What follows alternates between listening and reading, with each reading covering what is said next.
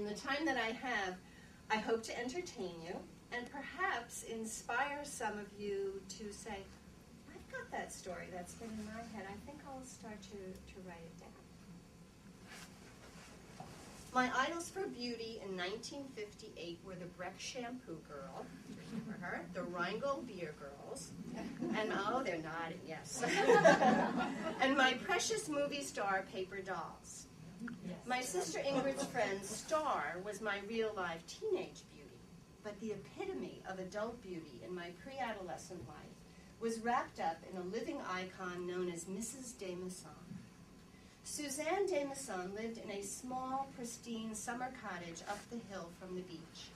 Where our house was big and open with bare floors, her wooden floors were covered with little throw rugs. That always made me and Finn laugh. How could anyone imagine throwing rugs at Mrs. de Masson's? Our laughter was lost on my mother. Shh, don't be rude.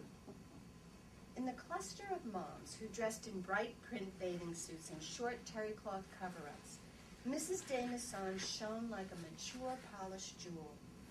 Most summer mothers wore Woolworth sunglasses and colorless lip balm at the beach.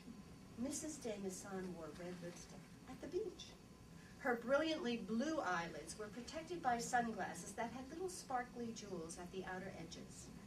Her short silver hair was tucked neatly under a turban as she sat beneath a small beach umbrella in her solid dark red one-piece bathing suit. It seemed she had every color suit, from vivid red to chic black, pale yellow, even pink. Her nails were shaped like ovals and smoothly color-coordinated with the suit of the day. Mrs. de Masson was my introduction to Bain de Soleil and Chanel No. 5. Suzanne de Masson was French. She established my lifelong romance with the glamour of Paris, France, and anything French. Her daily entrance on the beach was a premier walk-on. She paused at the top of the hill, bringing one hand to shade her eyes under the brim of her straw sun hat. Although not more than 5 foot 1 inch tall, she held herself so straight she seemed tall. Her walk added credence to the practice of walking with a book on your head for good posture. When she began her regal descent, the fringe from her black gossamer beach poncho rippled around her like small subjects surrounding their queen. Here she comes, one of us announced. Finn, Honey, and Frankie. Frankie was the boy, Honey was our friend. Finn, Honey, Frankie, and I turned as one to watch. She would glide down the ramp with some young or not-so-young admirer, carrying her wooden picnic basket and sun umbrella. She herself carried her straw beach tote over one arm. Her low beach chair was placed on her SD monogram beach towel like a throne. After sitting, she carefully emptied her beach bag. Book, jeweled reading glasses, thermos, and suntan oil were gently laid out on a separate small towel next to her beach towel. She always sat at a slight angle to the water. As an adult, I would replicate this setting many times at the beach. Mrs. de Masson was like other summer women in that she stayed alone in her house during the summer. This is when the dads would come out on the weekend because they were all working. It was a community of women and children, and then the dads came on the weekend. Her husband, Louis, pronounced Louis, appeared from some fascinating profession and joined her at the beach on weekends. I bet he's a diplomat at the UN, Finn whispered, as we stared without embarrassment one Sunday afternoon. Or clothing designer, I added, thinking of the ideas he would have for my cutout dolls. Maybe he's the owner of Chanel, breathed Honey. Ah, Louis. Mrs. de Masson smiled at him from her seated throne.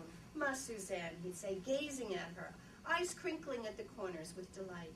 Suzanne, Louis. My twin whispered their names as if to say them any louder would break the spell of glamour that drifted around the de Massons.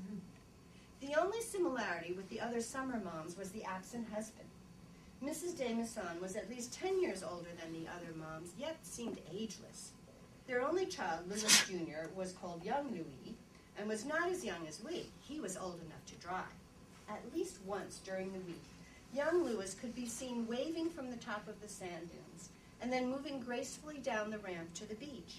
Where everyone else thumped or ran down the ramp, Louis Jr. moved deliberately and lightly, almost on the balls of his feet. He always greeted us as he moved by our clump of kid beach blankets. Hello, ladies.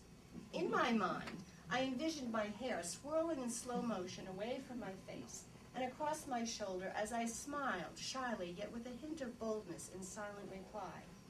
In actuality, he probably was greeted with 3 open-mouthed, gawking girls and 1 belching boy as he went by. His mother remained seated as he bent over to give her not 1 but 2 kisses, 1 on each cheek. How did they know which cheek to do first?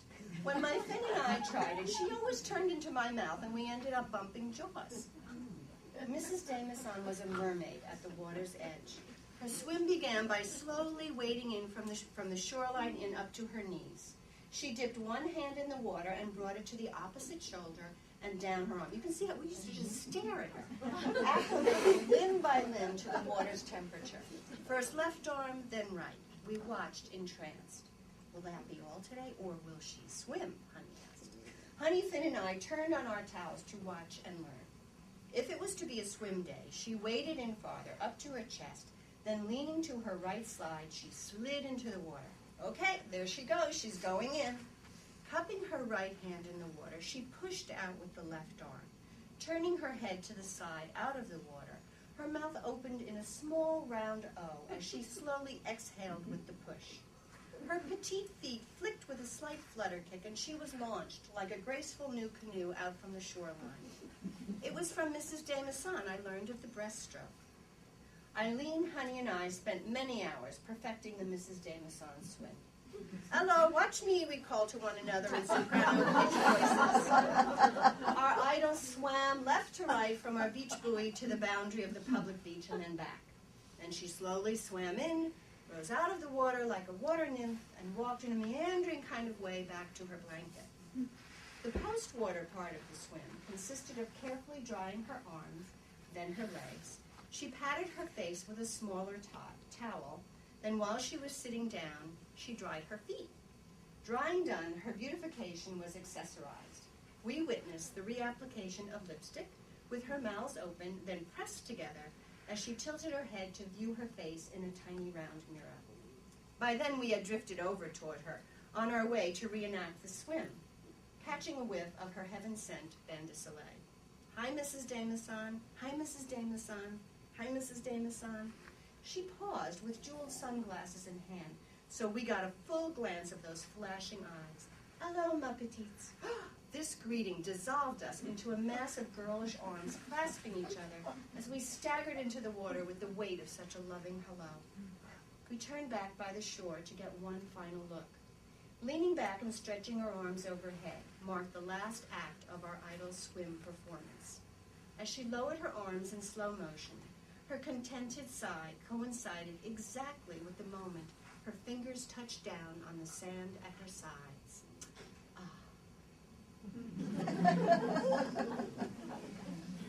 One of the reasons, or another of the reasons that I love memoir is because I think only as an adult can you have the vocabulary and the experiences to look back and explain those childhood feelings or activities.